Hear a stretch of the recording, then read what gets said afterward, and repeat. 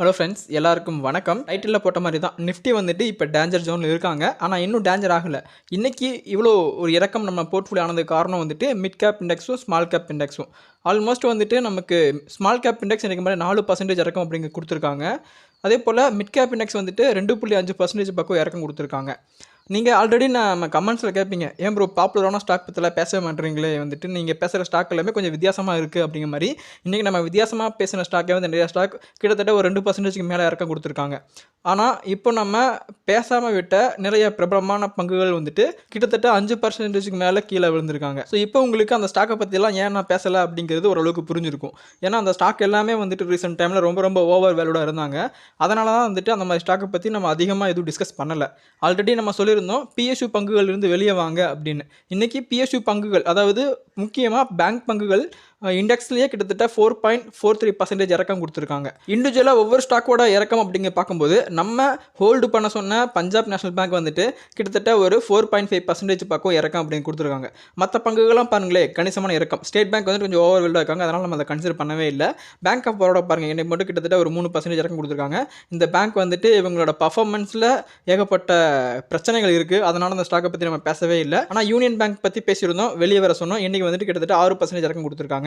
Canara bank பற்றி நம்ம பேசவே இல்லை, ஏன்னா ஸ்பிளிட் ஆனதுக்கு அப்புறமா வந்து ரொம்ப ஓவர்வேர்டாக இருந்தாங்க. ஸோ இப்போ வந்துட்டு ஒரு 4% இறங்கியிருக்காங்க. அதே போல் இந்தியன் பேங்க்கையும் பற்றி நம்ம அதிகமாக டிஸ்கஸ் பண்ணலை. ஆனால் யூகோ பேங்க் டிஸ்கஸ் பண்ணியிருந்தோம், கிட்டத்தட்ட ஒரு 55 ரூபா அப்படிங்கிற ரேஞ்சில் வந்து நான் வெளியே வர சொல்லியிருந்தேன். இன்றைக்கி வந்துட்டு கிட்டத்தட்ட 9% இறக்கம் கொடுத்து அதே 55 ரூபா அப்படிங்கிற ரேஞ்சுக்கு வந்திருக்காங்க. சென்ட்ரல் பேங்க்கையும் நம்ம பற்றி டிஸ்கஸ் பண்ணியிருந்தோம். சென்ட்ரல் பேங்க்லேயும் வந்து கிட்டத்தட்ட 56 ரூபா 55 ரூபா அப்படிங்கிற ரேஞ்சில் நம்ம வெளியே வந்திருந்தோம். இன்றைக்கி மட்டுமே கிட்டத்தட்ட வந்துட்டு ஒரு 12% இறக்கம் அப்படிங்கிறத கொடுத்துருக்காங்க. இந்த மாதிரி எல்லா பேங்க்கையுமே வந்து நல்ல ஒரு இறக்கம். கடைசியாக வந்துட்டு பேங்க் ஆஃப் மகாராஷ்டிரா பற்றி நம்ம பேசியிருந்தோம். நம்ம வந்துட்டு ஒரு 59 ரூபாயோ 60 ரூபாயோ வெளியே வந்தோம் அப்படின்னு நினைக்கிறேன். ஆனால் இன்றைக்கி வந்துட்டு கிட்டத்தட்ட ஒரு 10% இறக்கம் கொடுத்து அதே 55 ரூபா அப்படிங்கிற ரேஞ்சுக்கு வந்திருக்காங்க. ஸோ இப்போ உங்களுக்கு புரிஞ்சிருக்கும்னு நினைக்கிறேன் ஏன் இந்த பங்குகள் வந்து வெளியே வர சொன்னேன் அப்படிங்கிறது. ஸோ ஓப்பனாக இன்னும் சொல்லணும் அப்படின்னா, பட்ஜெட் நம்ம நினச்ச மாதிரி இல்லை, அலோகேஷன்ஸ்லாம் வந்து கொஞ்சம் வித்தியாசமாக இருந்தனால தான் வந்துட்டு இந்த மாதிரி சடன் இறக்கங்கள் அப்படிங்கிறது ஏற்பட்டிருக்கு. இதனால் நம்ம எதிர்பார்த்துட்டு இருந்த சில ப்ரைவேட் பங்குகளில் நல்ல ஒரு வாய்ப்பு அப்படிங்கிறது நமக்கு கிடச்சிருக்கு. ஸோ இதில் நம்ம ரெகுலராக ஃபாலோ பண்ணுற பங்குகளான ஐடிஎஃப்சி ஃபர்ஸ்ட் பேங்க் வந்து நல்ல ஒரு இறக்கம் கொடுத்துருக்காங்க. ஸோ ரொம்ப நாளுக்கு அப்புறம் வந்துட்டு இந்த 79 அப்படிங்கிற மைல்ஸ்டோனை ரீச் பண்ணியிருக்காங்க. ஸோ இதை நம்ம அக்குமுலேட் பண்ணலாம். ஃபெடரல் பேங்க் வந்து ஆல்மோஸ்ட் வந்துட்டு இன்றைக்கி பெரிய ஒரு இழப்பு அப்படிங்கிறது ஏற்படலை. இன்றைக்கி மட்டுமே வந்துட்டு 0.44 தான் வந்துட்டு இறக்கம் அப்படிங்க கொடுத்துருந்தாங்க. அதனால் தான் சொல்கிறேன், இந்த மாதிரி பங்குகள் வந்துட்டு ரொம்ப அதிகமாக கீழே விழுக மாட்டாங்க. ரொம்ப சேஃபான இன்வெஸ்ட்மெண்ட் அப்படிங்கிறது காரணம் இதுதான். ஆனால் இன்றைக்கி வந்துட்டு பந்தன் பேங்க்கில் நல்ல வாய்ப்பு. ஏன்னா நம்ம வந்து எதிர்பார்த்தது வந்துட்டு ஒரு 200 கீழே வந்தால் நம்ம எதிர்பார்க்கலாம் அப்படிங்கிறது தான். இன்றைக்கி ரொம்ப கீழேயும் போனாங்க. இப்போ வந்துட்டு நல்ல வாய்ப்பாக தான் எனக்கு தோணுது. ஸோ கன்சிடர் பண்ண ட்ரை பண்ணுங்கள். அதே போல் ஆர்பிஎல் பேங்க்கும் வந்துட்டு கிட்டத்தட்ட நம்ம ரேடாருக்குள்ளே வந்துட்டாங்க. இன்னும் ஒரு 10-20 ரூபா இறங்கினாங்க அப்படின்னா மேபி இதையே நம்ம கன்சிடர் பண்ண ஸ்டார்ட் பண்ணலாம். ஓகேங்களா? அடுத்ததான் நம்ம கன்சிடர் பண்ண போகிறது வந்துட்டு டிஎம்பி பேங்க். டிஎம்பி பேங்க் வந்துட்டு இன்னும் ஒரு 20 ரூபா பக்கம் இறங்கினாங்க அப்படின்னா மேபி இதையும் கன்சிடர் பண்ண ட்ரை பண்ணலாம்.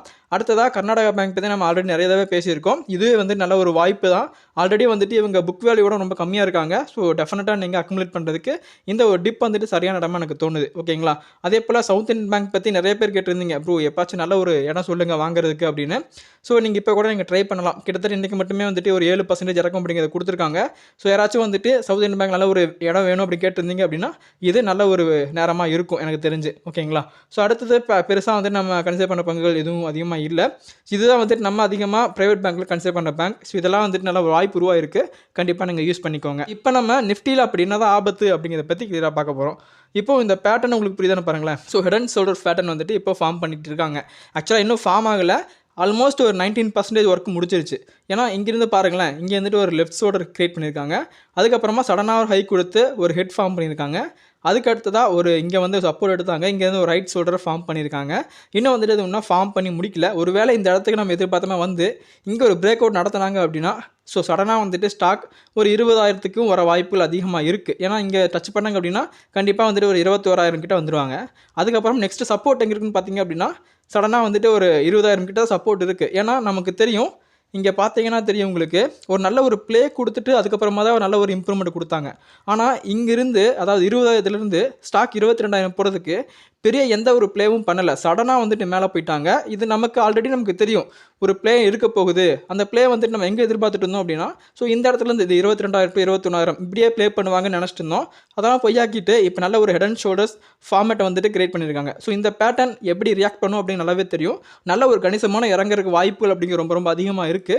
ஸோ உங்களோட அந்த ஒரு ஹார்ட் கேஷ வந்து ரெடி பண்ணி வைங்க. ஸோ டெஃபினட்டா நல்ல ஒரு வாய்ப்பு அப்படிங்கிறது எல்லா பங்குகள்லயுமே உருவாக வாய்ப்புகள் அப்படிங்கிற ரொம்ப ரொம்ப அதிகமா இருக்கு. அதுலயும் குறிப்பா வந்துட்டு ஸ்மால் கேப் பங்குகள், மிட் கேப் பங்குகள்லயும் வந்துட்டு நல்ல ஒரு வாய்ப்புகள் அப்படிங்கிறது நமக்காக வரப்போகுது. ஸோ நல்லா கவனமா இருங்க. ஓகேங்களா? அதேபோல உங்களோட போர்ட்ஃபோலியோல இருக்க ரொம்ப ரொம்ப ஸ்ட்ராங்கான பங்குகளை வந்துட்டு அவசரப்பட்டு இந்த மாதிரி பேனிக் செல்லிங் அப்படிங்கிறத பண்ணிடாதீங்க. வெயிட் பண்ணிட்டு நல்ல ஒரு ஆவரேஜ் அப்படிங்கிறத பண்ணி வச்சுக்கோங்க. ஏன்னா இந்த மாதிரி இறக்கம் வந்துட்டு திரும்ப திரும்ப உருவாக வாய்ப்புகள் அப்படிங்கிற ரொம்ப ரொம்ப குறைவு. நல்ல ஒரு பாட்டம் செட் பண்ணிட்டு திரும்பவும் ஒரு ரெக்கவரி கொடுக்குறாங்க அப்படின்னா அந்த ரெக்கவரி சடனாக வந்துட்டு 22,000க்கு மேலே அவங்க ரீச் ஆகிறதுக்கான வாய்ப்புகளும் அதிகமாக இருக்கு. அதை மைண்டில் வச்சு நீங்கள் ஃபர்தராக வந்துட்டு முடிவு எடுக்க ட்ரை பண்ணுங்க. ஆனால் இந்த இறக்கம் வந்துட்டு எவ்வளோ நாளைக்கு இருக்கும் அப்படின்னா என்னோட கணிப்புப்படி மேபி வந்துட்டு இந்த எலெக்ஷன் வர வரைக்குமே இருக்கலாம். ஸோ இப்படியே தொடர்ச்சுன்னா எனக்கு தெரிஞ்சு 2024 பாதி மாதத்தை வந்துட்டு முழுங்கிரும் இந்த டவுன் அப்படிங்கிறது எனக்கு தெரியுது. ஏன்னா ஆல்மோஸ்ட் வந்துட்டு எலெக்ஷன் ரிசல்ட்லாம் வந்து காம் டவுன் ஆகிறதுக்கு ஜூன் ஜூலை மாதம் பக்கம் ஆகிடும். ஸோ அப்படியெல்லாம் ஆகும்போது வந்துட்டு திரும்பவும் இதை ரைஸ் பண்ணுறதுக்காக வந்துட்டு பட்ஜெட் வரும். எலெக்ஷன் வரைக்கும் நல்ல ஒரு இறக்கம் கொடுத்துட்டு ஸோ பட்ஜெட் காரணமாக நல்ல ஒரு ஏற்றம் கொடுக்கலாம் அப்படிங்கிற மாதிரி தான் வந்துட்டு ரியாக்ஷன் நடக்க போகிறதா எனக்கு தோணுது. இது என்னோட பர்சனல் ஒப்பீனியன் மட்டும்தான். இப்படி தான் நடக்கணும், எந்த ஒரு அஷூரன்ஸும் கண்டிப்பாக கொடுக்க முடியாது. ஸோ இப்போதைக்கு மார்க்கெட் நிலவரத்தை பார்க்கும்போது எனக்கு இதுதான் தோணுது. இல்லை ப்ரோ நீங்கள் சொல்கிறது சரியாக வர வாய்ப்புகள் இல்லை, இந்த மாதிரி நடக்க வரைய வாய்ப்புகள் இருக்குன்னு உங்களுக்கு ஏதாச்சும் தனிப்பட்ட கருத்துக்கள் இருந்துச்சுன்னா கமெண்ட்ல போடுங்க, நம்ம டிஸ்கஸ் பண்ணலாம். ஓகேங்களா? அதே போல இந்த ஹெட் அண்ட் ஷோல்டர்ஸ் பேட்டர்ன் பற்றி நீங்கள் நினைக்கிறீங்க? இந்த பேட்டர்ன் வந்துட்டு அவங்க ஃபுல்லாக ஃபார்ம் பண்ணுவாங்களா, ஃபுல்லாக கிரியேட் ஆகாது, அதுக்குள்ள மார்க்கெட் வந்துட்டு வேற மாதிரி ரியாக்ஷன் கொடுப்பாங்க அப்படின்னு எதிர்பார்க்குறீங்களா அப்படிங்கிறதையும் வந்துட்டு மறக்காம கமெண்ட்ல சொல்லுங்க. சரிங்களா? ஸோ அடுத்ததா சில இம்பார்ட்டன்டான இண்டிவிஜுவல் ஸ்டாக்ஸோட நியூஸஸ் இருக்கு. அதை பற்றி நம்ம கிளியர் அனலைஸ் பண்ணிட்டு இந்த வீடியோவை முடிச்சுக்கலாம். ஓகேங்களா? அந்த வகையில் நம்ம முதல்ல பார்க்க போகிற பங்கு அசோக் லேலண்ட். இவங்களோட பிஸ்னஸை நம்ம கண்ட்ரியோட நார்த் ஈஸ்ட் பகுதியில் இம்ப்ரூவ்மெண்ட் பண்ணுறதுக்கான நிறைய ப்ராசஸிங்கில் இறங்கியிருக்காங்க. ஸோ அதாவது இந்த கம்பெனி வந்துட்டு ஒரு லைட் கமர்ஷியல் வெஹிக்கிளை வந்துட்டு ரெடி பண்ணிட்டு இருக்காங்க. ஸோ அந்த எலக்ட்ரிக் வெஹிக்கிளோட பிஸ்னஸையும் சேல்ஸையும் இம்ப்ரூவ்மெண்ட் பண்ணுறதுக்காக வந்துட்டு இந்த பிளான்ல அவங்க இருக்காங்க. அது மட்டும் இல்லாமல் அசோக் லேலண்ட் ரீசெண்ட் டைமில் கொடுத்த ரிசல்ட்டும் வந்துட்டு ரொம்ப ரொம்ப அட்டகாசமாக இருந்துச்சு. நம்ம அதை பற்றி நம்ம டிஸ்கஸ் பண்ணியிருக்கோம். ஸோ ஓவராலாக பார்க்கும்போது நல்ல ஒரு காலம் வந்துட்டு அசோக் லேலண்ட் வந்திருக்கு. ஸோ ரிசல்ட் வைஸ்லையும் அசோக் லேலண்ட் நல்லா ப்ரூவ் பண்ணியிருக்காங்க. ஸோ அதே மாதிரி சேல்ஸும் வந்துட்டு கரண்ட்டாக நல்லா இம்ப்ரூவ்மெண்ட் ஆயிருக்கு. ஸோ இதெல்லாம் வச்சு நம்ம கன்சிடர் பண்ணும்போது அசோக் லேலண்ட் ஸோ ஃபியூச்சரில் நல்ல ஒரு இம்ப்ரூவ்மெண்ட் ஆக வாய்ப்புகள் அதிகமாக இருக்குது. ஏன்னா ரொம்ப நாளாக வந்துட்டு சைடு வேவ்ஸ்ல வந்துட்டு மூவ் பண்ணிட்டு இருக்காங்க. ஸோ நல்ல ஒரு ரேலி வரக்கான வாய்ப்புகள் அப்படிங்கிறது என்னை பொறுத்தளவுக்கு ரொம்ப ரொம்ப அதிகமாக இருக்குது. ஸோ கண்டிப்பாக இன்னும் ஒரு 3-4 மாதத்தில் வந்துட்டு ரிசல்ட் அப்படிங்கிறது நமக்கு கிளியராகவே கிடைக்க வாய்ப்புகள் அப்படிங்கிறது ரொம்ப ரொம்ப அதிகமாக இருக்குது. ஸோ வெயிட் பண்ணி பார்க்கலாம். அடுத்ததாக நம்ம போர்ட்ஃபோலியோவில் இருக்க one of the emerging stock அப்படின்னு சொல்லலாம். ரீசெண்ட் டைமாக தான் வந்துட்டு இந்த ஸ்டாக்கை நம்ம ஃபோக்கஸ் பண்ணி பை பண்ணி வச்சுருந்தோம். இவங்க இப்போ அயோத்தியாவில் வந்துட்டு ஒரு 5 ஸ்டார் ஹோட்டல் ஓப்பன் பண்ணுறதுக்கான அப்ரூவல் வந்துட்டு வாங்கியிருக்காங்க. ஸோ இப்போ தான் வந்துட்டு அப்ரோச் பண்ணி கவர்மெண்ட் கிட்டேருந்து ஆர்டர் அப்படிங்கிறத வாங்கியிருக்காங்க. ஸோ ஃபர்தராக அதுக்கான ப்ராசஸ் அப்படிங்கிறது கம்மிங் டேஸ் நடக்கிறதுக்கான வாய்ப்புகள் அதிகமாக இருக்குது. ஸோ ரீசெண்ட் டைமில் வந்துட்டு இசிஎம்ஐ ட்ரிப்போட பர்ஃபார்மன்ஸ் ரொம்ப ரொம்ப நல்லா இருக்குது. ஸோ இந்த ஸ்டாக்கை நம்ம பர்ச்சேஸ் பண்ணதிலிருந்து கிட்டத்தட்ட வந்துட்டு ஒரு 30% ப்ராஃபிட்டில் தான் நம்ம இருக்கும். ஸோ ஃபர்தராக வந்துட்டு இன்னும் நல்ல ஒரு இம்ப்ரூவ்மெண்ட் ஆக வாய்ப்புகள் அதிகமாக இருக்குது. இந்த மாதிரி நியூஸ் நம்ம ரெகுலராக பார்க்கும்போது இன்னும் இந்த ஸ்டாக் மேலே நமக்கு நம்பிக்கை அப்படிங்கிறது ரொம்ப ரொம்ப அதிகமாக வருது. ஏன்னா ரீசெண்ட் டைமில் நம்ம கன்சிடர் பண்ணும்போது அவ்வளோக்கா கான்ஃபிடென்ட்டாக நம்ம கன்சிடர் பண்ணலாம். பார்க்க ரொம்ப ரொம்ப அட்ராக்டிவ் வேல்யூஷன் இருக்குது, ரிசல்ட் நல்லா கொடுத்துட்டு இருக்காங்க. ஆனால் வந்துட்டு இம்ப்ரூவ்மெண்ட் இல்லாமல் இருக்கே அப்படிங்கிற காரணத்தினால வந்து நம்ம இந்த ஸ்டாக்கை சூஸ் பண்ணணும். ஆனால் நம்ம சூஸ் பண்ண நேரம் ஒன்றுமே தெரியல, நல்ல ஒரு பர்ஃபார்மன்ஸ் வந்துட்டு ரீசெண்ட் டைமில் கொடுத்துட்டு தான் இருக்காங்க. ஓகேங்களா? அடுத்ததாக ஓஎன்ஜிசியோட ரிசல்ட் வந்திருக்கு. ஸோ டிசப்பாயின்மெண்ட்டான ஒரு ரிசல்ட் தான், ஓப்பனாக சொல்லி தான் ஆகணும். நல்ல ஒரு டிக்ளைன் அப்படிங்கிறத ஸ்டாக் வந்துட்டு இயர் சரி குவார்டர்லையும் சரி ரெஜிஸ்டர் பண்ணியிருக்காங்க. ஸோ இங்கே நீங்கள் பார்க்கும்போது இயர் வெறும் 2% தான் அப்படின்னு நினச்சாலும் ஆனால் குவார்டர் வந்துட்டு ஒரு கணிசமான இறக்கம் அப்படிங்கிறத கொடுத்துருக்காங்க. ஸோ நம்ம எதிர்பார்க்கவே இந்த அளவுக்கு ஒரு மோசமான ரிசல்ட் கொடுப்பாங்க அப்படிங்கிறது. ஸோ நீங்கள் பார்த்தாலே உங்களுக்கு தெரிஞ்சிருக்கும். ஸோ கரண்ட்டாக வந்துட்டு கிட்டத்தட்ட 1,65,569 கோடி அப்படிங்கிறத சேல்ஸில் ரெஜிஸ்டர் பண்ணியிருக்காங்க. கம்பேரிட்டிவ்லி குவார்டர் நல்ல ஒரு ரிசல்ட் கொடுத்துருந்தாலும் அவங்களோட ஆப்ரேட்டிங் ப்ராஃபிட் வந்துட்டு போன குவார்ட்டரும் காட்டிலும் இந்த குவார்ட்டரில் ரொம்பவும் குறைஞ்சிருக்கு. அதுக்கு முக்கியமான காரணம் நமக்கு நல்லாவே தெரியும். இதில் நம்ம அந்த கம்பெனியை ப்ளேம் பண்ணவே கூடாது. ஏன்னா ரீசெண்ட் டைமில் க்ரூட் ஆயில் ப்ரைஸோட இம்ப்ரூவ்மெண்ட் அப் அண்ட் டவுனாக வந்துட்டு ரொம்ப ரொம்ப ஃப்ளக்சுவேட்டடாக இருந்துச்சு. அதனால் அந்த எக்ஸ்பென்ஸ் வந்துட்டு இது வந்திருக்கான வாய்ப்புகள் அப்படிங்கிறது ரொம்ப ரொம்ப அதிகமாக தான் இருக்குது. அதே போல் நெட் ப்ராஃபிட்னு பார்க்கும்போது ஆல்மோஸ்ட் வந்துட்டு போன குவார்ட்டரும் காட்டிலும் இந்த குவார்ட்டரில் கிட்டத்தட்ட ஒரு 6,000 கோடி பக்கம் டிக்ளைன் ஆயிருக்குது. இது ரொம்ப ரொம்ப ஒரு பெரிய இழப்பு தான், அதில் எந்த மாற்று கருத்தும் இல்லை. அதே போல் இயர்லையும் சரி அவங்களோட நெட் ப்ராஃபிட் வந்துட்டு ரொம்ப ரொம்ப ஒரு கணிசமான இறக்கம் அப்படிங்கிறது நடந்திருக்கு. ஸோ ஓவராலாக பார்க்கும்போது ரிசல்ட் இன்னும் கொஞ்சம் நல்லா இருந்திருக்கலாம். ஆனால் ரீசெண்ட் டைம் ஏற்பட்ட எக்ஸ்பென்ஸ் காரணமாக வந்துட்டு முழுக்க ஒரு டிக்ளைன் அப்படிங்கிறது நடந்திருக்கு. இதில் பெருசாக கம்பெனியில் அஃபெக்ட் பண்ண மாதிரி எதுவும் தெரியல. ஏன்னா அதர் இன்கமும் கிட்டத்தட்ட வந்துட்டு போன குவார்ட்டரும் காட்டிலும் நல்ல ஒரு கணிசமான இம்ப்ரூவ்மெண்ட் வந்துட்டு இந்த டைம் கொடுத்துருக்காங்க. இருந்தாலும் ரிசல்ட் வந்துட்டு இந்த அளவுக்கு மோசம் வந்திருக்க காரணம் வந்துட்டு இவங்களோட எக்ஸ்பென்ஸ் மட்டும்தான், வேறு எதுவுமே கிடையாது. ஏன்னா எக்ஸ்பென்ஸ் பாருங்கள், போன குவார்ட்டரில் வெறும் 1,18,618 கோடி தான் செலவாயிருக்கு. ஆனால் இந்த டைம் வந்துட்டு கிட்டத்தட்ட 1,45,545 கோடி அப்படிங்கிறது செலவு பண்ணியிருக்காங்க. ஸோ ஓவராலாக இவங்க எக்ஸ்பென்ஸோட ரேஷியோ ரொம்ப ரொம்ப அதிகமாக இருக்கிறனால மட்டும்தான் இந்த டைம் வந்துட்டு ரிசல்ட் இவ்வளோ மோசமாக இருந்திருக்கு. மற்றபடி கம்பெனி வந்துட்டு நல்லா தான் பர்ஃபார்மன்ஸ் கொடுத்துருக்காங்க.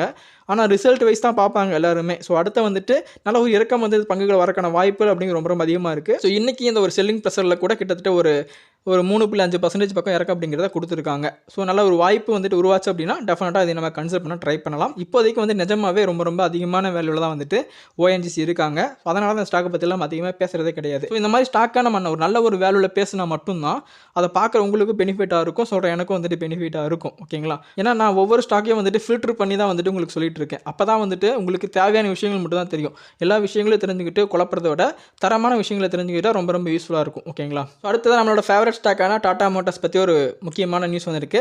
அவங்க ஒரு லீடிங் ஐடி கம்பெனிக்கோட டைப் வச்சிருக்காங்க. என்ன கம்பெனி அப்படிங்கிறத இன்னும் மென்ஷன் பண்ணலை. கம்பெனி அறிவிப்பாங்க அப்படின்னு நம்ம நம்பலாம். எதுக்காக அப்படின்னு பார்த்தீங்கன்னா, இவங்களோட கார்பன் எமிஷன், அதாவது நெட் ஜீரோ எமிஷன் வந்து கொண்டு வரணும் அப்படிங்கிற மாதிரி பிளான் கொண்டு வந்திருக்காங்க. அது மூலமாக சில பல இம்ப்ரூவ்மெண்ட் வந்துட்டு நாங்கள் ஃபர்தராக மேற்கொள்ள போகிறோம் அப்படிங்கிற மாதிரி சொல்லியிருக்காங்க. ஆக்சுவலாக வந்துட்டு இப்போது இந்த மாதிரி கம்பெனியோட இனிஷியேட்டிவ்ஸ் எல்லாமே வந்து ரொம்ப ரொம்ப பார்க்க ரொம்ப அட்ராக்டிவாக இருக்குது. இருந்தாலும் இன்றைக்கி வந்துட்டு ஸ்டாக்கோட ப்ரைஸ் குறைஞ்சிருக்கு. ஏன்னா நிறைய ஸ்விங் இன்வெஸ்டர்ஸ் வந்துட்டு இந்த கம்பெனியில் இன்வெஸ்ட் பண்ணியிருப்பாங்க. நமக்கு நல்லாவே தெரியும். நம்ம எதிர்பார்த்த நிறைய ப்ரோக்கரேஜ் கம்பெனியில் எதிர்பார்த்து இந்த 900 அப்படிங்கிற ரேஞ்சை வந்து ரீச் பண்ணியிருக்காங்க. ஸோ டெஃபினட்டாக ஒரு நல்ல ஒரு ப்ராஃபிட் புக்கிங் ரொம்பவே கணிசமாக வந்துட்டு நடக்க வாய்ப்புகள் அதிகமாக இருக்குது. திரும்பவும் வந்துட்டு ஒரு 880 890 அந்த லெவல் வந்தாங்க அப்படின்னா நல்ல ஒரு அக்குமுலேஷன் அப்படிங்கிறது நீங்கள் பண்ண ட்ரை பண்ணுங்கள். ஏன்னா ரீசெண்ட் டைமில் வந்துட்டு ரொம்ப ரொம்ப ப்ராஃபிட்டபிளான கம்பெனியாக வந்து டாடா மோட்டார்ஸ் ஷைன் ஆக ஆரம்பிச்சிருக்காங்க. நமக்கு நல்லாவே தெரியும் 2022 வரைக்குமே கம்பெனி வந்துட்டு ரொம்ப ரொம்ப ஒரு ஏமாற்றத்தை தான் கொடுத்துட்டு இருந்தாங்க இன்வெஸ்டர்க்கெல்லாம். ஸோ லாஸ்ட் 2 இயர்ஸாக வந்துட்டு நல்ல ஒரு பர்ஃபார்மன்ஸை கொடுத்துட்டு இருக்காங்க. லைக் வந்து நம்ம ஜொமேட்டோ கம்பெனி மாதிரி. ஸோ ஃபர்தராக வந்துட்டு ஒரு நல்ல ஒரு காலம் அப்படிங்கிறது டாடா மோட்டார்ஸுக்கு வர ஆரம்பிச்சிருச்சு. நான் ரெகுலராக சொல்கிறது தான், நீங்கள் ஒரு மந்த்லி SIPக்காக ஒரு ஸ்டாக் தேடிட்டு இருக்கீங்க அப்படின்னா அதுக்கு நீங்கள் கண்ணை மூடிட்டு சூஸ் பண்ண வேண்டிய ஸ்டாக் வந்துட்டு டாடா மோட்டார்ஸ். அவங்க பில் குவாலிட்டியெல்லாம் நல்லா இருக்குது, கஸ்டமர் சர்வீஸ் அண்ட் ரிவ்யூஸ் நல்லா வந்துட்டு இருக்குது. இதெல்லாம் வந்துட்டு கம்பெனியோட நெக்ஸ்ட் லெவல் இம்ப்ரூவ்மெண்ட்டுக்கு ஒரு முக்கியமான காரணமாக இருக்கும். அதனால் ஸோ தாராளமாக நீங்கள் SIPயை அந்த ஸ்டாக் மேலே பண்ணலாம். நீங்களும் அனலைஸ் பண்ணிட்டு அதுக்கும் பண்ணுங்கள். நான் சொல்கிறக்கா பண்ண வேண்டாம், ஏன்னா நான் பண்ணிட்டு இருக்கேன் ரெகுலராக. அதனால தான் உங்களுக்கு சொல்கிறேன். நீங்களும் அனலைஸ் பண்ணிவிட்டு உங்களோட இன்வெஸ்ட்மெண்ட் ஸ்ட்ராட்டஜிக்கு வந்துட்டு இந்த டாடா மோட்டார்ஸ் ஓகேவா இருக்குன்னு தோணுச்சுன்னா நீங்களும் வந்து தாராளமாக இதில் பண்ணலாம். ஓகேங்களா? ஓகே ஃப்ரெண்ட்ஸ், இந்த பங்கு இல்லாமல் இன்னும் நிறைய பங்குகளை வந்துட்டு நமக்கு வாய்ப்பு அப்படிங்க உருவாயிருக்கு. ஆல்ரெடி நம்ம பேங்க் பற்றி பேசும்போது HDFC பேங்கை பற்றி நம்ம சொல்லியிருந்தோம். முன்னாடியே HDFC பேங்க்கில் நல்ல ஒரு வாய்ப்பு வந்திருக்கு. திரும்பவும் வந்துட்டு ஸ்டாக் 390 அந்த ரேஞ்சுக்கு போயிருக்காங்க. அதே போல் பந்தன் பேங்க்கில் இப்போ நல்ல ஒரு வாய்ப்பு வந்திருக்கு. ஃபெடரல் பேங்க்கில் ஆல்ரெடி வாய்ப்பு இருக்குது, யூஸ் பண்ணிக்கோங்க. அடுத்ததாக IDFC ஃபர்ஸ்ட் பேங்க்கில் வந்துட்டு வாய்ப்பு உருவாயிருக்கு. சவுத் இந்தியன் பேங்க்லேயும் வாய்ப்பு உருவாயிருக்கு. ஸோ இந்த மாதிரி பங்குகளை வந்துட்டு கன்சிடர் பண்ண ட்ரை பண்ணுங்கள் ஃபர்தராக. அடுத்ததாக வந்துட்டு நீங்கள் ITCF ஃபாலோ பண்ணலாம், பாலிகேப் வந்துட்டு ஃபாலோ பண்ணலாம். இந்த மாதிரி ஸ்டாக்குலாம் வந்துட்டு ஸோ ஃபர்தராக நல்ல ஒரு இம்ப்ரூவ்மெண்ட்டை ஃபர்தராக கொடுக்க வாய்ப்புகள் அப்படிங்கிற ரொம்ப ரொம்ப அதிகமாக இருக்குது. ஏன்னா இவங்கெல்லாம் வந்துட்டு மார்க்கெட்டில் ஒன் ஆஃப் த இம்பார்ட்டண்டான ஸ்டாக் அப்படின்னு சொல்லலாம். ஸோ இவங்கெல்லாம் ரொம்ப ரொம்ப அடிமட்டமான ப்ரைஸில் இப்போதைக்கு கிடச்சிட்டு இருக்காங்க. இந்த மாதிரி வாய்ப்புகளை வந்துட்டு நீங்கள் யூஸ் பண்ணிவிட்டு உங்களோட போர்ட்ஃபோலியோ ரொம்ப கீழே போகுது அப்படிங்கிறத பற்றி பயப்படாதீங்க. ஏன்னா இந்த மாதிரி டைமில் வந்துட்டு நீங்கள் எவ்வளோ பெரிய ஜாம்பவானோட போர்ட்ஃபோலியோ எடுத்து பார்த்தாலும் அந்த பங்குகள் வந்துட்டு கீழே தான் போயிருக்கும். அவங்களுக்கு இன்றைக்கி நஷ்டம் தான் ஏற்பட்டிருக்கும். ஆனால் நம்ம வந்துட்டு ஒரு இன்வெஸ்டர் அப்படிங்கிறதுனால வந்துட்டு நமக்கு அதிகமான ஒரு இழப்பு அப்படிங்கிறது ஏற்படாது. ஏன்னா நம்ம ஃபோக்கஸ் பண்ணுறது வந்துட்டு அடுத்த ஒரு 5 வருஷத்துக்கு அப்புறம் என்ன நடக்கும் அப்படிங்கிறதுக்காக. ஆனால் ட்ரேடர்ஸ் அவங்களாம் வந்துட்டு ஸோ இவங்களுக்கு 1 வீக்குள்ளேயோ இல்லை இன்றைக்கும் வந்துட்டு அந்த ஸ்டாக்கை வந்துட்டு மேலே போனால் தான் அவங்களுக்கு வந்து ப்ராஃபிட். அதனால் அவங்க பயப்பட்டு வந்துட்டு எந்த நேரத்தில் வேணால் ஸ்டாப் லாஸ் யூஸ் பண்ணி விற்கிறக்கான வாய்ப்புகள் இருக்குது. ஆனால் நம்ம வந்துட்டு பயப்பட தேவையில்லை. நம்மளுக்கு வந்துட்டு நீங்கள் ஒரு ஸ்விங்கை கன்சிடர் பண்ணுறீங்க அப்படின்னா நீங்கள் எதிர்பார்க்குற 10% வந்தால் எப்போவா தான் ஸ்டாக்கை விற்றுருங்க. அதே போல் நீங்கள் ஒரு லாங் டேர்முக்கு எதிர்பார்க்குறீங்க அப்படின்னா ப்ரைஸ் வந்துட்டு கீழே விழுகுது, ப்ரைஸ் மேலே போகுது, அதை பார்க்கவே தேவையில்லை. ஃபர்தராக நீங்கள் இந்த மாதிரி நியூஸ் நீங்கள் பார்க்கும்போது உங்கள் போர்ட்ஃபோலியோ எந்தெந்த மாதிரிலாம் மாற்றங்கள் ஏற்படுது, அது எப்படி ரெக்கவர் ஆகுது அப்படின்னு கொஞ்சம் கொஞ்சமாக உங்களுக்கு அனலைஸ் ஆகி புரிகிற வரைக்கும் வந்துட்டு ஆல்மோஸ்ட் எல்லாருமே பண்ணுற ஒரே ஒரு தப்பு வந்துட்டு ஒரு ஸ்டாக்கை நீங்கள் வாங்கிட்டு ரெகுலராக போயிட்டு அதோட ப்ரைஸை செக் பண்ணுறது. டெஃபினட்டாக அதை மட்டும் பண்ணாதீங்க. வீக்லி ஒன்ஸோ இல்லை மந்த்லி ஒன்ஸோ வந்துட்டு உங்கள் லேப்டாப்லேயோ இல்லை உங்களோட டெஸ்க்டாப்லேயோ வந்துட்டு அது ஒரு ரிசல்ட்டை வந்துட்டு மானிட்டர் பண்ணுங்கள். ஒவ்வொரு மந்த்தும் அந்த ப்ரைஸ் எப்படி சேஞ்ச் ஆகுது, ஒவ்வொரு மந்த் இம்ப்ரூவ்மெண்ட் ஆகுதா இல்லை எவ்வளோ பர்சன்டேஜ் இம்ப்ரூவ்மெண்ட் ஆகுது, எந்த ஸ்டாக்கை நம்ம வச்சுக்கலாம், ஸோ அந்த டேட்டாவை வச்சு நீங்கள் எந்த ஸ்டாக்கை வச்சுக்கலாம் லைஃப் லாங்குக்கு, எந்த ஸ்டாக்கை வந்துட்டு செல் பண்ணலாம் அப்படிங்கிற முடிவு எடுங்க. ஒரு மாதம் ஒரு ஸ்டாக்கை வாங்கிட்டு அந்த ஒரு மாதத்துலேயே அந்த ஸ்டாக் இறங்கிருச்சு, அப்போது கண்டிப்பாக அது வந்துட்டு இன்வெஸ்ட்மெண்ட்டுக்கு செட் ஆகாது அப்படின்னு சொல்லி அந்த ஸ்டாக்கை விற்காதீங்க. கொஞ்ச நாள் பொறுமையாக இருங்க. ஒரு கண்டினியூஸாக ஒரு 4 or 6 மந்த் வந்துட்டு டேட்டாவை கலெக்ட் பண்ணுங்கள். ஸோ அந்த டேட்டா வந்துட்டு எப்படி இருக்குது, எல்லா மாதமும் எந்த மாதிரி ப்ரைஸ் மூவ்மெண்ட் ஆகிட்டு இருக்குது, மேலே போகுதா இல்லை தொடர்ந்து கீழே தான் போயிட்டுருக்கா அப்படின்னு அனலைஸ் பண்ணிவிட்டு அந்த மாதிரி ஒரு தரமான முடிவு எடுத்தீங்க அப்படின்னா இன்னும் உங்கள் போர்ட்ஃபோலியோ வந்துட்டு ஒருபடி மேலே போகிறக்கான வாய்ப்புகள் அப்படிங்கிறது ரொம்ப ரொம்ப அதிகமாக இருக்குது. ஸோ இது எல்லாமே நான் வந்துட்டு ஃபாலோ பண்ணுற சில வழிமுறைகள் மட்டும்தான், அதை தான் உங்களோட ஷேர் பண்ணிக்கிறேன். ஸோ உங்களுக்கு ஓகேவாக இருந்தால் நீங்களும் யூஸ் பண்ணிக்கோங்க, இல்லைனா வந்துட்டு ஜஸ்ட் தட்டி விட்டுருங்க. ஓகேங்களா? முன்னாடி சொன்ன மாதிரி தான் இந்த மாதிரி இறக்கங்கள் வந்துட்டு கண்டிப்பாக ஒரு ஆப்பர்ச்சுனிட்டி அப்படிங்கிறது மட்டும் மைண்டில் ஏற்றிக்கிட்டீங்க அப்படின்னா கண்டிப்பாக உங்களுக்கு பயம் வராது. ஸோ நியூஸ் பேஸ் பண்ணி ட்ரேட் பண்ணுறவங்கனால வந்துட்டு கண்டிப்பாக லாங் டேர்ம் இன்வெஸ்ட்மெண்ட் அப்படிங்கிறத நம்ம நினச்சே பார்க்க முடியாது. அதனால் லாங் டேர்ம் இன்வெஸ்ட்மெண்ட் பண்ணுறவங்க நியூஸ் பற்றி கவலைப்படாதீங்க. ரொம்ப ரொம்ப பேடான நியூஸ், அந்த கம்பெனியே திவாலாக போகுது, பேடிஎம் இப்படி நியூஸ் வந்துச்சு, அந்த மாதிரி நியூஸ் வந்தால் மட்டும் நீங்கள் அந்த ஸ்டாக்கை வந்துட்டு சேஞ்ச் பண்ணுங்க, ட்ரை பண்ணுங்கள். அதுவும் கொஞ்சம் அனலைஸ் பண்ணுங்கள்.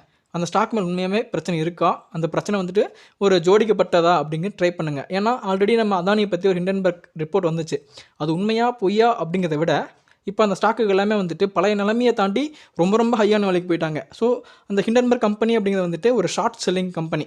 ஷார்ட் செல்லிங் கம்பெனினா என்ன உங்களுக்கு புரியும் நினைக்கிறேன். அவங்களோட ஒரு தேவைக்காக இந்த மாதிரி விஷயத்தை பண்ண மாதிரி எனக்கு ஃபீல் ஆச்சு பர்சனலாக. நான் வந்துட்டு இது எந்த குத்தமும் சொல்லலை, எனக்கு ஃபீல் ஆனால் வந்துட்டு நல்லா போயிட்டு இருந்த பங்களோட விலையை குறைச்சி நல்ல ஒரு ஆப்பர்ச்சுனிட்டி கிரியேட் பண்ணி அவங்க இன்வெஸ்ட் பண்ணியிருக்காங்க அப்படின்னு தான் நான் நினைக்கிறேன். இது தப்பாக கூட இருக்கலாம். ஸோ நீங்கள் நினைக்கிறீங்க அப்படிங்கிறத பற்றி மறக்காமல் கமெண்ட்டில் சொல்லுங்கள், நம்ம டிஸ்கஸ் பண்ணலாம். ஓகேங்களா? இதுதான் கேஸ் எனக்கான வீடியோ. டெஃபினட்டாக இந்த வீடியோ வந்துட்டு போர்ட்ஃபோலியோ மேனேஜ் பண்ணுறதுக்கு யூஸ்ஃபுல்லாக இருக்கும் நம்புறேன். இந்த வீடியோ பற்றின கருத்துக்களை மறக்காமல் கமெண்ட்டு சொல்லுங்கள். மீண்டும் இன்ட்ரெஸ்டிங்கான வீடியோ மீட் பண்ணலாம். தேங்க்ஸ் ஃபார் வாட்சிங் ஃப்ரெண்ட்ஸ்.